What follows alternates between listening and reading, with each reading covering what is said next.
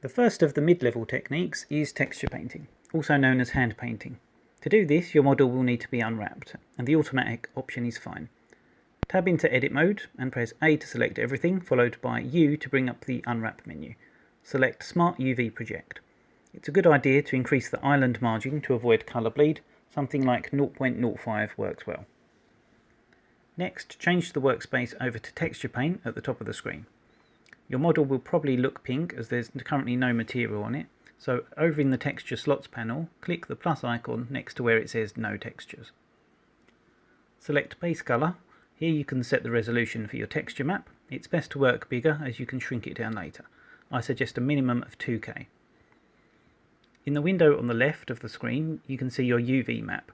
If you select the icon to the left of New at the top of the screen, you can load in the image you're going to paint on behind it. You can now paint your 3D model. Stylized texturing partially comes down to your traditional art skills. You can control the size of your brush with F, the strength with Shift F, and there's different fall-off options to get soft or hard edges. For the best results, you can use a drawing tablet with pressure sensitivity to control the thickness of your strokes, though you can make a reasonable effort with just a mouse. Stylized texturing involves painting in the shadows and highlights, and you can use the multiply or screen brush modes to achieve good results. You can also load in textures onto your brushes to give variation to your strokes. Lastly, one of the very useful features is you can mask by what you have selected in Edit mode. Click on where it says Texture Paint and change it to Edit mode. Make a selection and change it back to Texture Paint, then click the Paint Mask button to the right of the drop-down. This prevents you from painting anything you didn't select. Toggle it again to return to unmasked. Once you have a good amount of the edges painted in, you can go to Viewport Shading and change the lighting to flat to stop the scene lighting from breaking the illusion of your highlights. Most importantly, don't forget to save the image. You'll see an asterisk next to the image, the word image above the UV window, which signifies that it's not been saved yet. It will reappear if you make any further changes after saving. The opposite of stylized texturing is realistic, and in 3D this is achieved with PBR, which stands for physical-based rendering, or with photographic texturing. Photographic textures can be part of PBR, and to understand this better, we can look at the principled BSDF shader. There are 3 different data types in the shader. These are as follows: color data,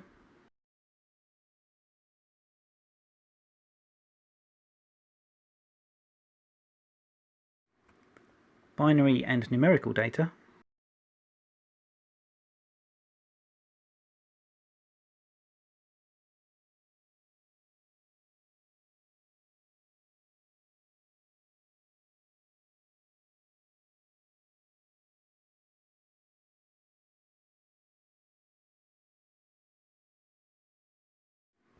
and normal data.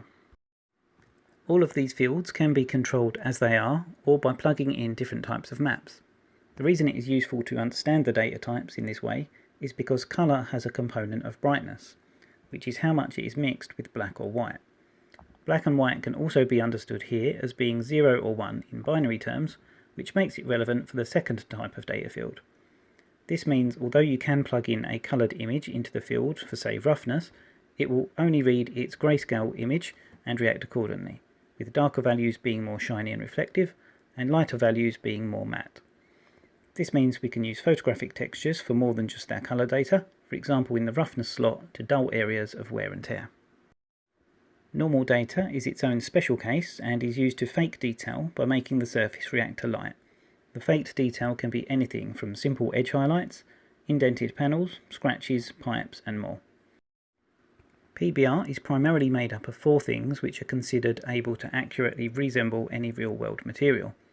These are the base colour, also referred to diffuse or albedo, metal, roughness and normal. Photographic textures can be downloaded from websites such as textures.com and polygon.com, the latter belonging to Andrew Price, aka Blender Guru, aka the Donut Guy. They typically come as a set of 4 PBR tileable maps, but may have additional ones such as height, emission or opacity. Once downloaded, you simply add them to your shader as image textures and plug them into the corresponding slots.